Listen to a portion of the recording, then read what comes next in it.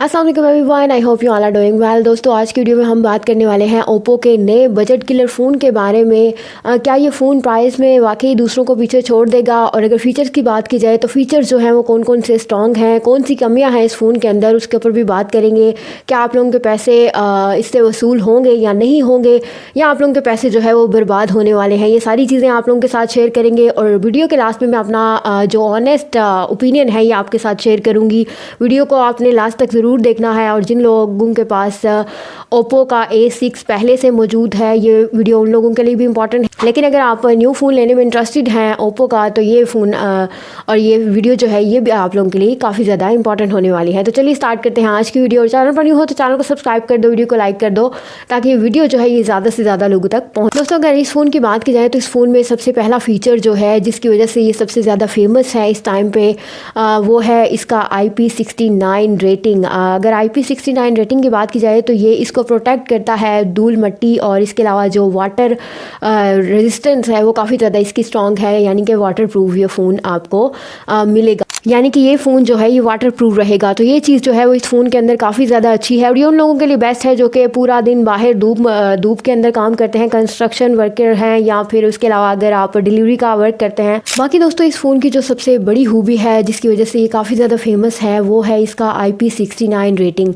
IP69 rating की बात की जाए तो ये आपको एक तो वाटर प्रूफ है, और दूसरी चीज़ ये होती है कि ये धूल मिट्टी से डस्ट से फ़ोन को काफ़ी ज़्यादा प्रोटेक्ट करता है। ये चीज़ें काफ़ी ज़्यादा परफेक्ट है उन लोगों के लिए जो कि बाहर काम करते हैं, जैसे कि कंस्ट्रक्शन वर्कर हैं, या फिर आप डिलीवरी बॉय हैं, या गर्मी के या काफ़ी ज़्यादा जो गर्मी है वहाँ पे आप काम करते हैं।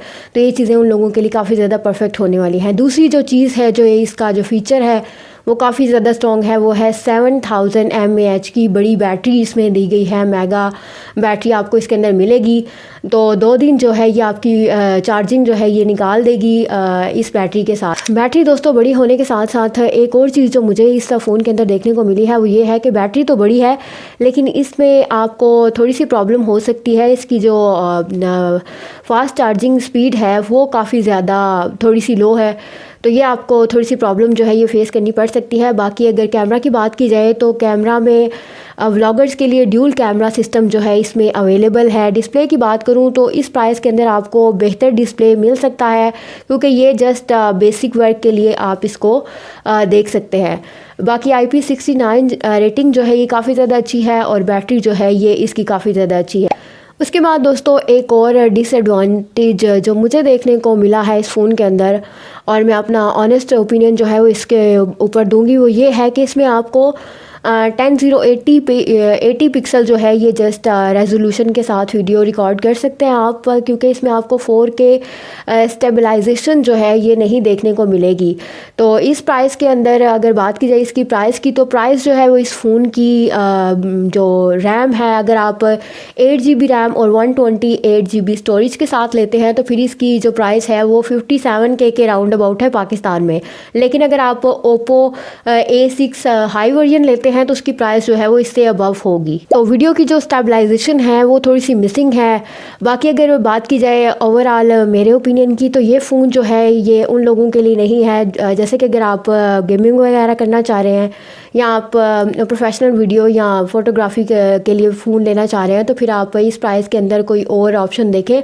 लेकिन अगर आपकी ये चॉइस नहीं है और आप चाहते हैं कि हमारा फ़ोन जो है ये प्रोटेक्ट रहे, वाटर प्रूफ हो, डस्ट प्रूफ हो, और साथ ही साथ अगर वो गिरे तो वो इतना ज़्यादा जो है वो डैमेज ना, IP69 है, इसकी प्रोटेक्शन काफ़ी ज़्यादा स्ट्रॉन्ग है। तो ये चीज़ें जो हैं ये काफ़ी इम्पॉर्टेंट हैं किसी भी फ़ोन के लिए, स्पेशली जब आप बाहर वर्किंग करते हैं, कंस्ट्रक्शन वर्कर हैं, या आप गर्मी में काम करते हैं, या साथ ही साथ अगर आप डिलीवरी का काम करते हैं, तो फिर आपके लिए ये एक परफेक्ट ऑप्शन हो सकता है।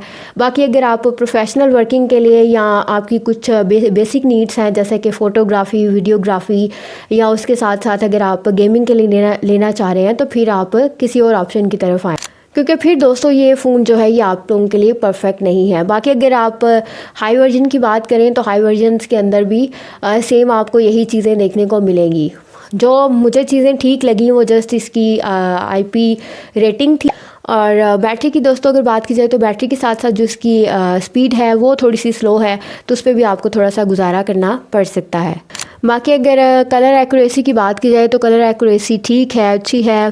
हाथ में पकड़ोगे तो काफ़ी ज़्यादा एक अच्छा ऑप्शन रहेगा। बाकी दोस्तों अगर कलर्स की बात की जाए तो इसमें आपको मल्टीपल कलर्स मिलेंगे और डिज़ाइन और कलर्स जो है ये काफ़ी ज़्यादा अच्छा है। बाकी डिस्प्ले पे आपको थोड़ा सा गुजारा करना पड़ सकता है क्योंकि ये प्रोफेशनल डिस्प्ले नहीं है, स्पेशली उन लोगों के लिए कि जो कहते हैं कि हमें इस प्राइस के अंदर एक बेहतर डिस्प्ले मिले, तो ये ऐसा नहीं है। ये आपको जो कह लें कि बेसिक डिस्प्ले है ये इस फ़ोन का आपको देखने को मिलेगा।